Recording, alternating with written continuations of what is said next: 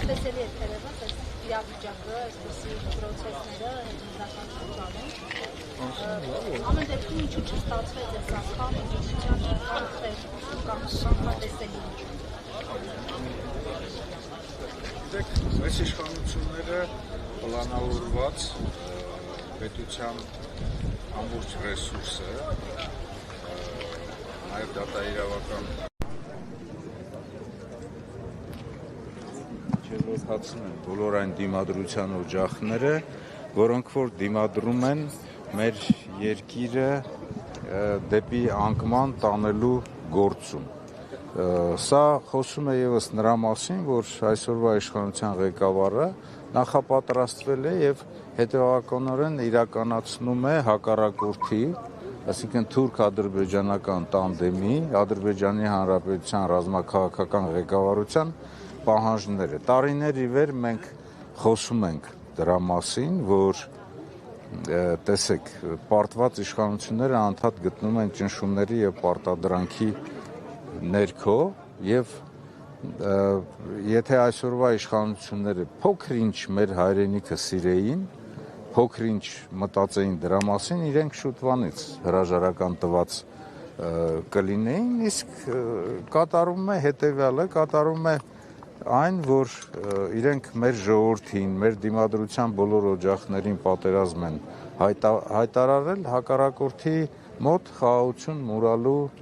համար։ Ինչու չստացվեց, որովհետև պետության բոլոր ռեսուրսները եւ նաեւ քանակական առավելությունը նույն ազգային ժողովում իրենց ձեռքում է եւ այստեղ կարծում եմ, որ ընդդիմությունը եւ ազգային ժողովում դիմադրողականությունը բարձրացնելու եւ նաեւ ազգային ժողովից դուրս համախմբման խնդիր ունի, կարծում եմ, որ ընդդիմության լիդերները եւ այն մարդիկ, ովքեր որ տուժել են,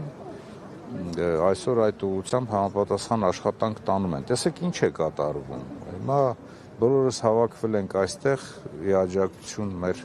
դաշինքի ղեկավարին Ռոբերտ Քոչարյանին, ամբողջ ընտանիքի նկատմամբ հետապնդում է իրականացվում, հետապնդում են իրականացվել միջև այս բոլոր քաղբանտարկյալների նկատմամբ։ Ձեր նկատմամբ էլ դուք էլ չեք, ձեզ էլ չեն շրջանցել։ Տեսեք, ի ուրախություն մեր ժողովրդի, ես կարող եմ ասել նրա, որ որքան էլ որ փորձում են վախ սերմանել, այնուամենայնիվ այդ դիմադրության ոգին ժողովրդի մոտ, լիդերների մոտ, ղեկավարների մոտ բարձրացած է եւ այլևս ոչ ոք չի վախենում։ Սա այս հետապնդումները, քաղաքական հետապնդումները, անհամաչափ ուժի կիրառումը խոսում է ցածր հոգեբանական ոհմակային տրամադրությամբ գործող իշխանությունների մասին։ Ինչ է նշանակում, ասենք, այդ քանակական առավելությամբ, ԱՕԾ-ով, չգիտեմ, մնացածներով գնալ առավոտ շուտ մտնել ընտանիքներ եւ ահաբեկել, մարդկանց ծանուցում տվել եք, այդ ծանուցման արդյունքում մարդիկ ներկայացել են, չեն ներկայացել, կարելի է, չէ, այդ օրենքի շրջանակներում ամեն ինչ իրականացնել։ Եվ ամենակարևորը նա է, որ տեսեք, հասարակության հետ եւ ժողովրդի հետ աշխատում է մի մարդ, որը անընդհատ երդվում է, որ ինքը պահպանելու է բարեկրթության բոլոր նորմերը, իրենց կուսակցական վարքականոնի պահանջները, խոսույթը լինելու է բարոյականության շրջանակներում, բայց անցնում է մի որոշ շատ կարճ ժամանակ, ինքը իրեն չի տիրապետում եւ սկսում է նույն խոսույթը օգտագործել։ Հետո էլ տեսեք, ասում է, որ այն իրավիճակը, որ տիրում է օրինակ բանակում, դա հասարակությունից է գալիս։ Ինչ սովորի հասարակությունը իր ղեկավարից, եթե ղեկավարն է առաջին հերթին այդ առատավոր բարքերի անվայել խոսակցության տարածողը։ Պարոն Օհանյան, հենց անդրադառնանք բանակի այս ցավալի դեպքերի շարանին, մեկ ամսում արդեն քանի դեպք եղավ, դեռ ամիսներ չի իրացել, պատասխանատվության հարցում գիտենք, որ այս իշխող թիմը կաղում է, միշտ ասում են ես պատասխանատուն եմ, մեղավորը չեմ, հետո էլ ասում է զարմացած Պապիկյանն էս վերջերս ով է պատասխանատու, ինչի նախարարն է պատասխանատու եւ այլն։ Ի վերջո ով է պատասխանատու եւ քանի որ Փաշինյանը վիճակագրություն էր բերել հետազգային ժողով, համեմատություն էր անում նախկին իշխանությունների ժամանակ բանակում խաղաղ պայմանների զոհերի, հիմա ծանոթացել եք այդ հայտարարվող թվերին եւ այս առումով ինչ ունեք ասելու, ձեր թերացումները որքանով են այն ժամանակ եղել, հիմա ինչն է նկատելի, որն է սխալը։ Իդեպ լրացնելով գործընկերոջս ներողություն եմ խնդրում, այդ վիճակագրությունը, որը բերվել էր ազգային ժողով, մասնավորապես կենտրոնացել էին 2015 թվականի վրա, մինչ պատերազմական, այսինքն 2016-ից մինչ պատերազմական շրջանի, երբ սահմանին նաև լարվածություն կար ինչ-որ չափով, այդ շրջանի վիճակագրություն էր ներկայացվել։ Նաև եթե իշխանությունները զբաղված չլինեին այն ամենով, ինչով այսօր զբաղված են, ինչին մենք հիմա ականատես ենք լինում, արդյոք բանակում այդ վիճակը կլիներ։ Տեսեք, վիճակագրության հետ ես ծանոթ չեմ, բայց միանգամից պատասխանեմ այդ հարցին, որ անկախ նրանից նախկինում եղել են թերություններ, դեպքեր եղել են եւ նաեւ չարդարացնելով այն ժամանակահատվածը, որի համար ես անձամբ, ասենք, պատասխանատու եմ եղել, բայց իրավիճակը հիմա փոխված է, նախ եւ առաջ այն քանակությունը չի բանակում, որ նախկինում է եղել, շուրջ 30-35, միգուցե ավել տոկոսով բանակի քանակությունը կրճատված է, եւ երկրորդը արդեն մի քանի տարի իրենք խոսում են խաղաղության մասին, նախկինում ծառայությունը բավականին լարված իրավիճակում էր, հակառակորդի անընդհատ սադրանքների, հակառակորդի կողմից դիվերսիաների իրականացման սպասումի շրջանակներում էր դա իրականացվում, բայց նաև ձեզ ասեմ հետևյալը, որ օրինակ 14-15 թվականներ, 13 թվականներ, երբ որ անընդհատ հակառակորդը դիվերսիաներ էր իրականացում, այդ պայմաններում, գիտեք, զինծառայողների միջև համախմբվածություն, փոխադարձ հարգանք, փոխադարձ աջակցության, այսպես մթնոլորտ էր ձևավորված եւ այնտեղ, ասենք, կեղծ հեղինակավորներ կամ դժվար դաստիարակողները առաջին հերթին իրենք էին ուզում ցույց տան, որ իրենք են պատրաստ եւ այդպիսի մարդիկ պատերազմական գործողությունների ժամանակ ավելի աշխուժ մարդիկ իրենց ավելի լավ են դրսեւորում հակառակորդի հետ վարվելու շրջանակներում։ Հիմա այստեղ պատճառները խորքային են։ Առաջին հերթին սա կապված է այն բարոյաքաբանական մթնոլորտի հետ, որ տիրում է ոչ թե բանակում, այլ նաև մեր պետության մեջ արատավոր բարքերը, ատելության մթնոլորտը սերմանվում է իշխանության կողմից եւ նաև հավատարմությամբ պաշտոնների նշանակումը, քաղաքական նկրտումներով պաշտոնների նշանակումը այս իշխանությունների օրոք է ավելի խորը, խնամի ծանոթ բարեկամ, այս հասկացությունը ավելի շատ իրենց մոտ է զարգացված եւ չի կարող այս ամենը չանդրադառնալ նաեւ վիճակին բանակում, առավել եւս որ 44-օրյա պատերազմի պարտության պատճառներից մեկը նա է, որ մինչև 44-օրյա պատերազմը, մինչև 2020 թվականը բավականին սխալ կադրային քաղաքականություն է իրականացվել։ Պաշտպանության նախարարի, գլխավոր շտաբի պետի, Արցախի պաշտպանության բանակի հրամանատարության անընդհատ փոփոխությունները ազդել են կառավարման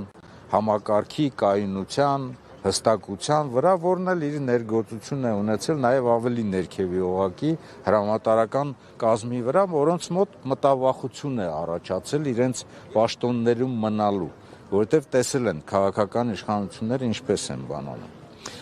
Մյուս խնդիրը, որը որ խորքային է, դա կապված է նրա հետ, որ հասարակ վերլուծությունը, օրինակ,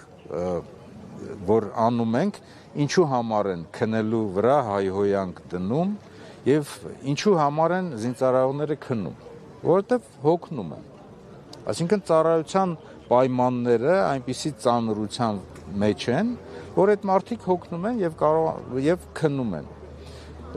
Այդ հոգնածության դեմ տարիներ առաջ 2015 14-16 թվականներին որոշումները ընդունվեց հետևյալ կերպ. անձնակազմի համապատասխան քանակություն պետք է ապահովի դիրքերում։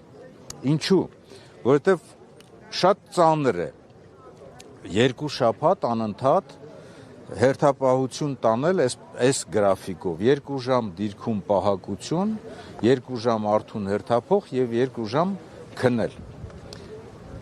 Զորամասի տարածքում հասարակ պահակային ծառայության համար մեր կանոնադրություններով արգելվում է օրու մեջ գնալ պահակային ծառայության, արգելվում է, որովհետև 2 ժամ այդ ցիկլով բավականին հոգնածության մեջ են գտնում զինծառայողները։ Հիմա այդ նույն ցիկլով զինվորները հերթապահություն են տանում 2 շաբաթ։ Պատկերացնում եք, օրու մեջ չի թույլատրում, իստեղ 2 շաբաթ մարդիկ հոգնում են։ Դրա համար զինծառայողների քանակով է պայմանավորված։ Զինծառայողների ես մանրակրկիտ բացատրում եմ, որպեսզի սրանից հետևություններ անեն նաև ասենք պաշտպանության նախարարության ղեկավարությունը, ի վերջո, որովհետև բանակը մերն է եւ ամոթ է, որ այս իրավիճակում իրենց ասած խաղաղության պայմաններում մենք ունենում ենք նման ցավալի դեպքեր։ Մենք 4 հերթափոխ էինք դարձրել, որովհետեւ 2 ժամ ծառայությունից, 2 ժամ արթուն հերթափոխից հետո 4 ժամ զինծառայողը կարողանա հանգստանալ եւ 1 օրվա, 1 սուտկայի մեջ ինքը կարողանում է մինիմում 8 ժամ հանգստանալ։ Այսինքն քանակություն է պետք ապահովել։ Հիմա ասում եք պատասխանատվության մասին։ Զորամասի ստորաբաժանման հրամանատարը քանակություն ապահովելու համար պատասխանատվություն չեն կրում։ Զինված ուժերում այդ պատասխանատվությունը կրում են 2 հոգի։ Իրենց ողջ անձնակազմով։ Պաշտպանության նախարարը եւ նրա առաջի տեղակալ գլխավոր շտաբի պետը։ Իսկ այսօրվա զինված ուժերի համալրման համար բավականին բացասական են անդրադառնում այսօրվա գործող ճակետներով ատեստացիոն process-ը, որովհետև այդ ատեստացիոն process-ը որքան էլ որ ասեն դա մրցակցության համար է, դա մրցակցության համար չէ, որովհետև մի մասը հնարավորություն ունի ատեստացիոն քննությունները այդ ճակերտներով ասած հանձնի եւ ստանա բարձր աշխատավարձ, իսկ մի մասը, որոնք որ դիրքերում են գտնվում եւ ժամանակ չունեն եւ այդ հնարավորությունները չունեն դրան պատրաստվելու։ Օրինակ, պատկերացնում եք զորամասի հրամանատարը ինչու պետք է բարձր աշխատավարձ ստանա, եթե իր ենթականները առաջի գծում պատրաստ չեն։ Հա, պատրաստ չեն։ Կամ էլ 2, ասենք, ստորաբաժանման հրամանատար, մեկը հանձնել է, մեկը չի հանձնել եւ գնում ստուգում են, տեսնում են չհանձնած ստորաբաժանումը ավելի լավ վիճակում է, ավելի պատրաստված է եւ ավելի կարգապահ է։ Դրա համար այսօրվա զինված ուժերի համալրման խնդիրը լուծելու ամենակարևոր պայմանը դա բազային աշխատավարձի բարձրացումն է, որն էլ սոցիալական այդ գրավչության աստիճանը կբարձրացնի եւ հնարավորություն կտա ուրեմն համալրել զինված ուժերը։ Եվ երրորդ արատավոր երևույթները։ Արատավոր երևույթների հիմնական առիթը 2 զինծառայողների միջև անհանդուրժողականությունն է։ Պատկերացնում եք 18-20 տարեկան երիտասարդ ավիուն, փակ համակարգ, տղամարդիկ, ինքնահաստատվելու պահ, իսկ այդ անհանդուրժողականության պատճառները դա արատավոր բարքերն են, քրեական ենթամշակույթն է, սրբություններին կպնելը, հայհոյանքներ, կեղծ մականուններ եւ այլն եւ այլն։ Զինված ուժերում դրա համար պատրաստության, այսինքն ուսուցման եւ դաստիարակության համադրված իրականացման համակարգ գոյություն ունի։ Դրա համար պատասխանատու է հրամանատարական կազմը, նրանց անձնակազմի գծով տեղակալները, սպա հոգեբանները, սոցիալ-իրավական գծով օգնականները, բայց նաև անհանդուրժողականության վերացման եւ անհանդուրժողականությանը հակառակ զինծառայողների միջև հարգանք, սեր, բանակային ընկերականություն սերմանելու համար չի կարող որևիցե մեկը առավել ներգործություն ունենալ, քան հոգևոր ծառայողները, գնդերեցները, որտեղ իրենց խոսույթով, հավատքով, իրենց ազդեցությամբ դրանք կարող են ավելի լուրջ աշխատանք տանել եւ բանակային ընկերականությունը երկու ընկերների միջև, զինծառայողների միջև սերը սերմանել։ Սա մի ամբողջ համակարգ է, որ աշխատանք պետք է տարվի եւ տեսեք վերջին օրերին տարվող աշխատանքն սրա մասին էլ ասեմ եւ գերատեսչական հանձնաժողով են ստեղծել։ Այդ ձեր թվարկած պաշտոններից դուրս են փորձում հանձնաժողով ստեղծել, խնդիրներ լուծել։ Ծանոթացել եք այդ միջգերատեսչական հանձնաժողովի պաշտոնյաների ներգրավման մեթոդին։ Ես դրան ավելացնեմ նաեւ հետեւյալը, օրինակ ռազմական ոստիկանության պետ եմ փոխում։ Չնայած նրան, որ ես ինքս ոչ այնքան դրական եմ վերաբերվել նախկին ոստիկանության պետի աշխատանքին, բայց ոստիկանության պետը առաջնային մանդատ, առաջնային պատասխանատվություն չունի զինված ուժերի անձնակազմի հետ աշխատելու։ Վերահսկողական խնդիրները, որոնք որ իրականացվում են մեկընդմերթ, չեն լրացնելու այն պարբերական աշխատանքի տեղը, որ պետք է իրականացնի հրամանատարը։ Եվ դրան նման մի բան է այս միջգերատեսչական հանձնաժողով։ Այդ հանձնաժողովը կարող է որոշակի ուղղություն տալ։ Բայց երբ որ ներգործությունը բանակի ներսում կատարվող երևույթների վրա դրսից է, այդ նշանակում է եւ պատասխանատվության աստիճանը եւ պահանջկոտությունը պետք է լինի ամենաբարձր պաշտոնյաններից, երբ որ դրսից են։ Իսկ եթե օրինակ վարչապետը ասեր, պարոն նախարար, գնա կարգի բեր, այդ դեպքում նախարարը արդեն ինքնուրույն կարող էր ինքը իր պարտականությունների եւ գլխավոր շտաբի պետի հետ միասին պարտականությունների շրջանակներում դա իրականացնել։ Բայց այստեղ էլ խնդիր կա, չափազանց վատ է, երբ որ զինված ուժերի ղեկավարությունը ստեղծել է համապատասխան հանձնաժողովներ, խմբեր, իրենք էլ գնում են եւ ցույց են տալիս, աշխատում են զորքերում եւ հենց այդ ժամանակահատվածում դեպքերի եւ արտակարգ պատահարների աճ կա։ Դա նշանակում է, որ խորությամբ չի պլանավորված, խորությամբ չի նախատեսված այն մանրակրկիտ միջոցառումները, որ իրենք պետք է իրականացնեն եւ զորքերում էլ այն զգաստության եւ զգոնության աստիճանը չկա, որ զինված ուժերի ղեկավարությունն է եկել իրանց հետ աշխատելու, այնպես անենք, որ այդ պատահարները նվազեն։ Այնպես որ Պարոն Օհանյան, իսկ արդյոք կարելի է պատասխանատվություն առհասարակ բանակին պատասխանատու մոտեցում ակնկալել մի ԳՇՊ-ից, ով օրինակ հակառակորդի մեր սուվերեն տարածքից հեռանալը պայմանավորում է սովածանալով, մի պաշտպանության նախարարից, ով պաշտպանության նախարարությունում զոհերի ավելանալը, ինքնասպանությունների ավելանալը, շատ զարմացած ասում է, ինչի ՊՆ նախարարն է պատասխանատու։ Եթե խորքային վերլուծության իմ նշված կետերը մենք նորից վերհանենք, անձնակազմի քանակություն եւ առատավոր երևույթների դեմ պայքար, պատասխանատվությունը սկսում է վերևից, պաշտպանության նախարարից եւ գլխավոր շտաբի պետից։ Իսկ մեր զինված ուժերի հրամանատարը պաշտպանության նախարարն է, ինչու՞, որովհետեւ գլխավոր շտաբի պետի որ նախկինում զորային կառույցի ղեկավարն էր, պաշտոնը փոխեցին եւ դարձրեցին պաշտպանության նախարարի առաջին տեղակալ։ Այսինքն ինքը առաջի տեղակալն է, ինքը ենթարկում է նախարարին։ Նախարարն է այսօր զինված ուժերի հրամանատարը։ Եվ դրանից սկսում է բոլոր այն բաները, որ պատասխանատվության եւ աստիճանը եւ նաեւ զգացումը այլ պետք է լինի։ Օրինակ ես չեմ ասում իմ ժամանակ ամեն ինչ իդեալական է եղել, թերություններ մշտապես եղել են եւ այդ թերությունների շուրջը, թերությունների համար պետք է համապատասխան աշխատանք տանի, բայց իմ ժամանակ չեք կարող գտնել եւ տեսնել, որ գլխավոր շտաբի պետին ես հանձնարարեմ ինչ որ մի շինության, ինչ որ մի բանի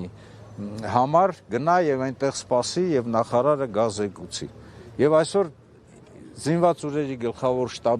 շտաբի պետին մենք անընդհատ որտեղ ենք տեսնում, ինչ որ տեղ նախարարը մոտենում է ինքը բանի սերժանտի նման զեկուցում է նախարարին։ Գլխավոր շտաբի պետի խնդիրը այլ է, գլխավոր շտաբի պետի պարտականությունները ռազմավարական, անվտանգության առումով ռազմավարական այլ նշանակություն ունեն։ Զինված ուժերի գլխավոր շտաբի պետը պետության